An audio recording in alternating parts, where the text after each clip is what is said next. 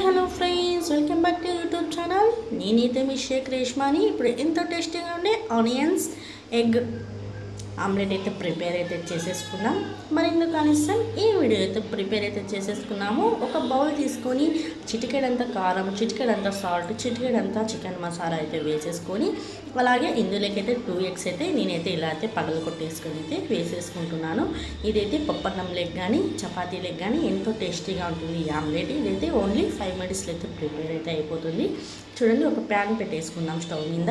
అలాగే ఒక 1/2 tablespoon అంతా ఆయిల్ అయితే వేసేసుకొని, ముందుగా అయితే మనమైతే మిక్స్ అయితే చేసేసుకున్నాం కదా ఎగ్స్. ఇలా అయితే ఆమ్లెట్ మాదిరి అయితే ఇలా అయితే వేసేసుకొని, ఇదైతే మనమైతే ఒక 2 minutes అయితే ఎర్రగా అయితే ఇలా అయితే కాల్చుకోవాలి. అప్పుడే మనకి ఎంతో టేస్టీగా ఉండే ఆనియన్స్ ఎగ్ ఆమ్లెట్ అయితే మనకైతే 10 minutesలో అయితే ప్రిపేర్ అయితే అయిపోతుంది.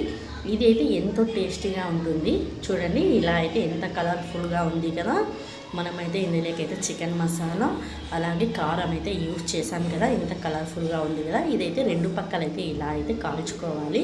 ఇదైతే 10 minutesలో అయితే ప్రిపేర్ అయితే అయిపోతుంది. ఈ వీడియో నచ్చినట్లయితే లైక్ చేయండి, షేర్ చేయండి, యూట్యూబ్ ఛానల్కి సపోర్ట్ అయితే చేసుకోండి.